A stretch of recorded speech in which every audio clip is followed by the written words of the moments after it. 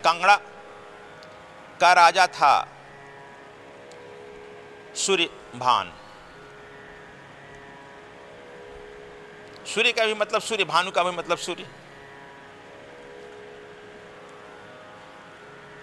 क्षत्रिय लोग थोड़ा ढीला रहता है कपार, मस्तिष्क, जानता है कि नहीं? इसलिए सूर्य भी भानु भी लिख रहा है, एक ही बात शब्द को बार बार प्रयोग करता है। सूर्यभान राजा था, उसका लड़के का नाम था उदयभान। सूर्य का भी उदय हो गया, उदय। वह लड़का उसे कहने में नहीं रहता था, उदंड था।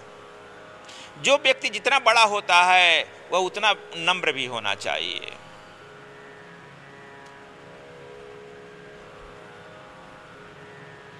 यदि तुम बड़प्पन तब है, तुम्हें नम्रता जब गायब हो जाएगी तुम उच्छृंखल हो जाएगा। सूर्यभान चिंतित रहते थे कि यह मेरा लड़का है, इस राज्य का भावी राजा है, इतना उद्दंड,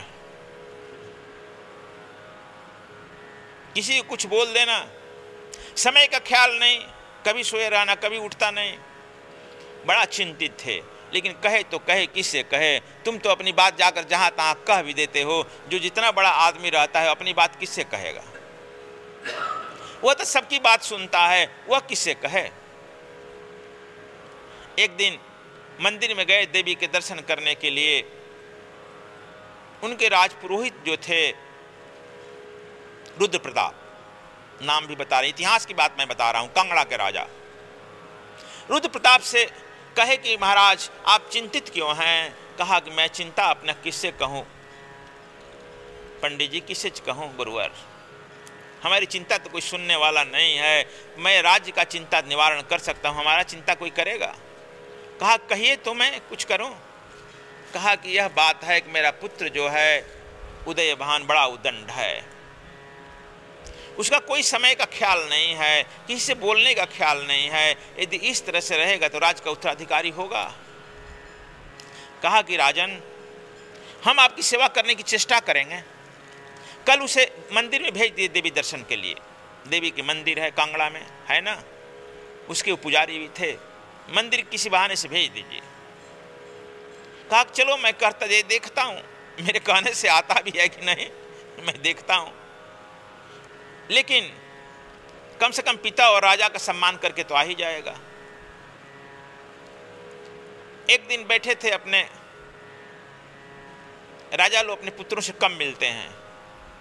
अपने मंत्री से कह दिया कि जाकर कह दो चंद्र उदयभान से कि कल प्रातः मंदिर में जाकर देवी का दर्शन करेगा।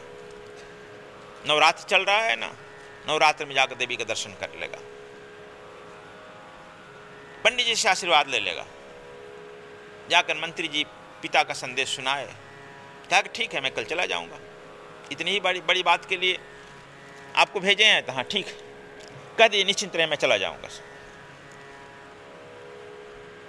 और वह उदयभान सुबह चला गया मंदिर, दर्शन किया, पंडित जी प्रसाद दिए। रुद्र प्रताप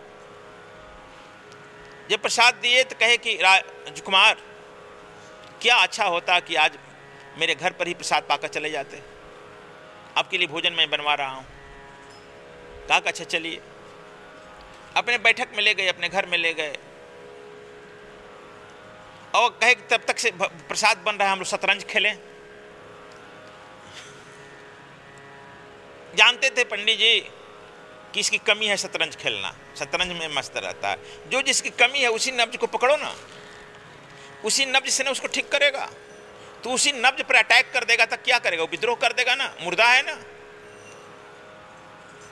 इसीलिए गुरु लोग जो हैं थोड़ा मनस्वेता भी होते हैं। उसको कहे शतरंज खिलाए, खिलाने लगे। शतरंज खेलते खेलते जब एक आध घंटा हुआ, कहा कि प्रसाद बन रहा है।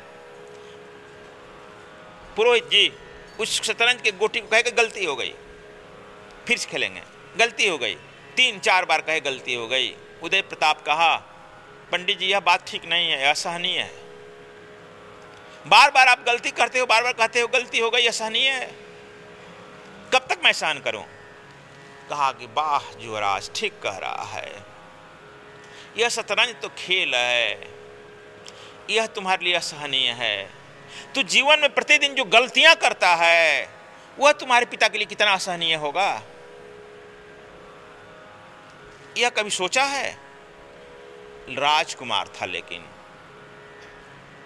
यह बात लग गई।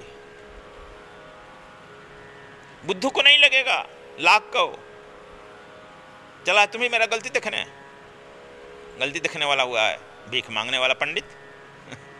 लेकिन जो राजकुमार था, बात लग गई, पकड़ लिया,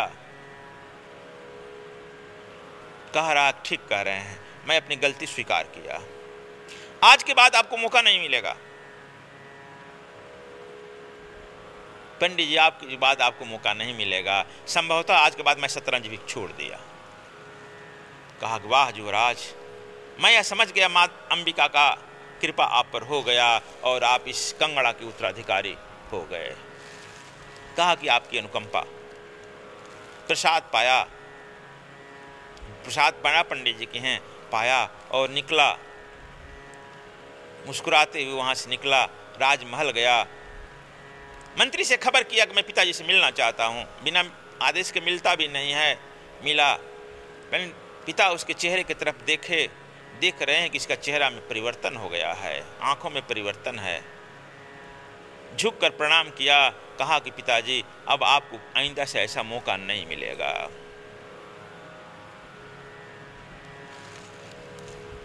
सूर्यभानु ने कहा तथास्तु। राजा लोगों में बात बहुत कम होती है, कहा तथास्तु। लौट आया और उसका जीवन ऐसा बदला कि वह कंगड़ा का आदर्श राजा साबित हुआ। देखो, तुम बदलना चाहेगा तो एक बात पर बदल लेगा अपने को, नहीं बदलना चाहेगा तो एक नहीं 1000 गुरु कान फूंकते रहें, तुम नहीं बदल पाएगा। मुर्दा में कितना हो कान फूंक दो, मुर्दा का जिंदा हो जाएगा?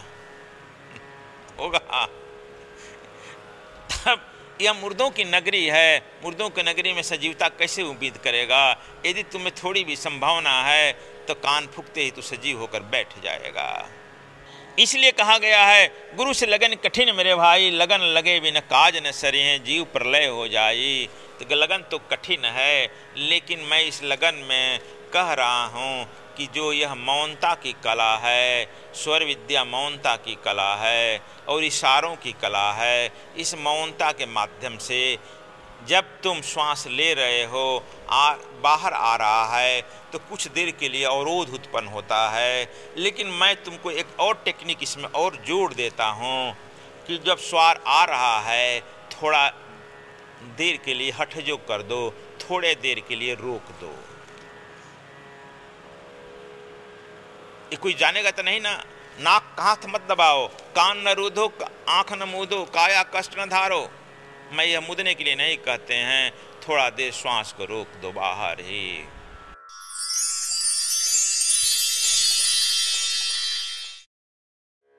एक अहमदाबाद के यहाँ का एक बाबा जैन मुनि बन गया, मैंने मुनि बन गया, घर पर बहुत क्रोधी था, अब मुनि बन गया। उसका नाम हो गया शांति मुनि। सब लोग रास्ते पर चलते थे तो वह रास्ता छोड़कर चलता था, कांटों पर चलते थे। सब लोग छाया में बैठते थे तो वह धूप में बैठता था, है ना जी। इसको तपस्या गिनता, कितना दिन का इतना बड़ा तपस्या हुआ, इतना दिन अन्न छोड़ा, इतना दिन जल छोड़ा, इतना बड़ा तपस्या हुआ। जितना दिन होता है, जितने लोग आते हैं, जितने हल्ला होता है, उतना उसका अहंकार काउंट होता है, उसका अहंकार भोजन बन जाता है, अहंकार भोजन बन जाता है। देखता है कि 21 दिन हुआ, 20 दिन हुआ, कितने लोग आए, कितना अहंकार बढ़ते गया। इसलिए मैं कहा कि तपस्याओं से अहंकार बढ़ता है, परमात्मा से कोई संबंध नहीं है। वह भी मुनि जी, सब लोग छाया में बैठते तो वह धूप में बैठने लगा, शरीर को एकदम कांटों से चुहा दिया, नंगे धिड़ंगे चलता, चारों ओर हल्ला हुआ, अहमदाबाद में यह भी बहुत बड़ा सभा बुलाया था, है ना जी। सभा बुलाया, मुनि जी आए हैं, पूरे अहमदाबाद में प्रचार हुआ, गुजरात में। महा 1,08,000 इतना महामुनि जी।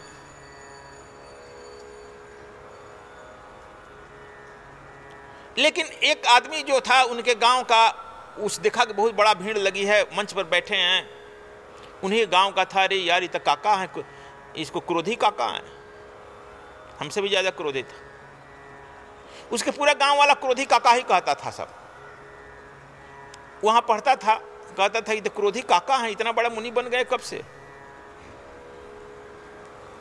लेकिन कहा कि जरा चले देखे तो सचमुच में शांति मुनि बन गए हैं। अब धीरे से गया, धीरे धीरे लड़के तो बदमाश होते हैं ना, जो लड़के धीरे धीरे गया, पैर छुआ, बाबा आपका नाम?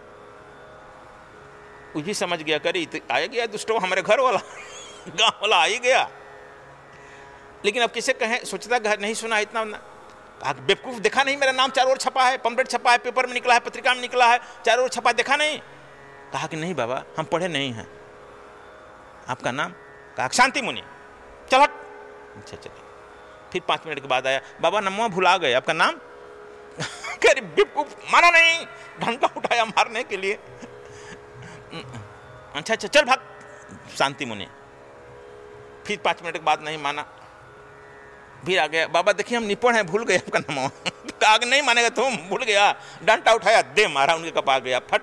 कहा अरे बाबा वही क्रोधी मुनिया है ना तुम, क्रोधी काका, तू शांति का मुनि कब से बन गया? ज्यों का त्यों ही बना हुआ है ना। अब तुम दूसरे पर क्रोध नहीं करके, अब तू अपने कांटों पर चल रहा है, अपने शरीर पर क्रोध कर रहा है ना। अब अपने क्रोध शरीर को दिखा रहा है कि छाया में न बैठ कर धूप में बैठ रहा है ना। अब शरीर पर अपना क्रोध निकाल रहा है ना। इसको स्वपीड़न भी कहते हैं, परपीड़न, स्वपीड़न साइकोलॉजी में।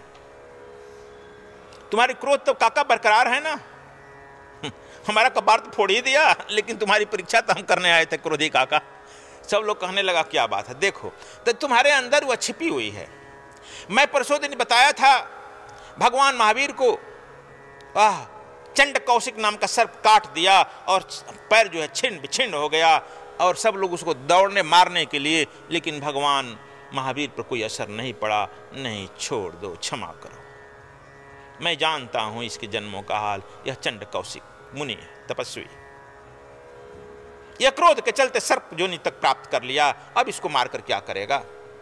और भगवान महावीर के उपदेश से वह चंड कौशिक सर्प जोनि से पुनः जो है शरीर बदल करके साधक बना, सिद्ध बना, तपस्वी बना, और वह पुनः मुक्तत्व को प्राप्त कर लिया।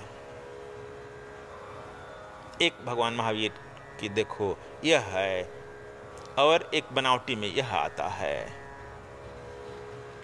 तो हम यह कह रहे थे कि तुम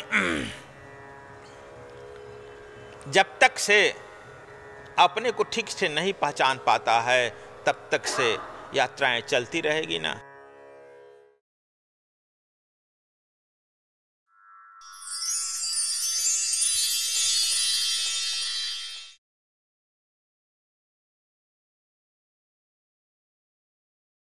क्षत्रिय कौन है?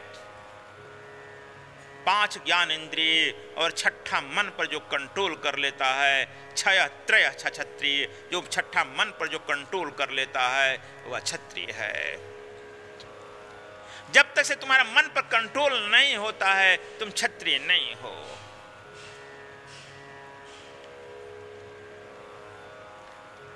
इसलिए जब तुम्हारा मन पर नियंत्रण हो गया, तब तुम में नम्रता आ जाएगी, नम्रता आ जाएगी, विनम्रता आ जाएगी, गुरु भक्ति आ जाएगी, तब तुम स्वतः ही परमात्मा स्वरूप हो जाएगा, परमात्मा को उपलब्ध हो जाएगा।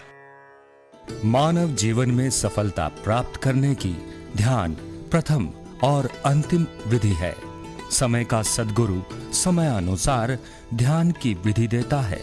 वर्तमान समय के लिए दिव्य गुप्त विज्ञान और स्वर योग कामधेनु है, जिनसे आप दैहिक, दैविक और भौतिक दुखों से मुक्त होकर संसार में राजा की तरह जीने की कला सीख सकते हैं। संपर्क करें सद्गुरु धाम आश्रम, सद्विप्र समाज सेवा, 098688886 830 09818019199, 09872999766। स्वामी श्री जी की अद्वितीय रचनाएं। कुंडलिनी जागरण दिव्य गुप्त विज्ञान के माध्यम से अपनी कुंडलिनी को जागृत करें। देखें, जाने, सचित्र वर्णन है। शिव नेत्र, आपको भी तीसरा नेत्र है। उस नेत्र के खुलते ही इस जगत और उस जगत का सारा पर्दा हट जाता है। रहस्यमय लोक, सूक्ष्म जगत के रहस्यों का आंखों देखा वर्णन। आप भी उन लोकों की यात्रा कर सकते हैं। लोक परलोक, यह लोक जितना सत्य है उतना परलोक भी सत्य है। अपने पितरों से मिलें। स्वर से समाधि, अपने स्वर के माध्यम से ही समाधि को उपलब्ध हो सकते हैं तथा इस जगत में भी सफलता प्राप्त कर सकते हैं। यंत्र मंत्र रहस्य, अचूक मंत्रों से अपने असाध्य उद्देश्यों को भी साध्य बना सकते हैं। बुद्धों का पथ, योगियों की आत्मकथा। इस मार्ग पर चलकर आप कैसे बुद्धत्व को प्राप्त कर सकते हैं, भारतीय मनीषियों ने इसे कैसे प्राप्त किया, उसका वर्णन है। कबीर गुरु बसे बनारसी, मेरे राम। मर्यादा पुरुषोत्तम राम ने उत्तर से दक्षिण की यात्रा की तथा परिवार, समाज एवं राष्ट्र के आध्यात्मिक गठन किया। शिव तंत्र, विज्ञान भैरव पर आधारित शिवत्व को प्राप्त करने की कला। एक ओमकार, गुरु नानक देव की जपजी साहब की पौड़ी एक ध्यान की तकनीक है जिसे आप चलते फिरते भी ध्यान को उपलब्ध हो सकते हैं। दिव्य गुप्त विज्ञान, इस विधि से एक दिन में आपके अंदर शक्तिपात के द्वारा सिद्धता उतारी जा सकती है। सांसारिक कार्यों में सफल होते हुए समाधि में उतर सकते हैं। सद्गुरु टाइम्स, इसके माध्यम से स्वामी श्री द्वारा विभिन्न जगहों पर दिए गए आशीर्वचन एवं साधना जाने। सद्गुरु स्वामी कृष्णायन जी महाराज के आशीर्वाद से सद्विप्र समाज सेवा श्री बद्रीनाथ धाम में हर वर्ष की भांति 5 मई 2014 से 5 नवंबर 2014 तक तृतीय विशाल भंडारा आयोजित कर रही है। सन 2013 में बद्रीनाथ और केदारनाथ में आई प्राकृतिक आपदा में स्वामी कृष्णायन जी महाराज के दिशा निर्देश अनुसार सद्विप्र समाज सेवा ने बद्रीनाथ में फंसे यात्रियों की भोजन, प्रसाद और आश्रय सेवा का बीड़ा उठाया, जिससे प्रतिदिन 8000 से 9000 यात्री लाभान्वित हुए। आप सभी श्रद्धालुओं का सद्विप्र समाज सेवा सद्गुरु धाम आश्रम बद्रीनाथ अभिनंदन करता है। अधिक जानकारी के लिए संपर्क करें 09872999766, 09216534555, 09868886830। स्वामी कृष्णायन जी महाराज द्वारा अन्वेषित दिव्य गुप्त विज्ञान सीखने के लिए और स्वर योग साधना शिविर में सम्मिलित होने के लिए आप संपर्क कर सकते हैं। सद्गुरुधाम आश्रम मुख्यालय H243 कुंवर सिंह नगर, नीलोठी मोड़, नांगलोई, दिल्ली 110041। संपर्क सूत्र 01128361513, 09868886830, 09872999766।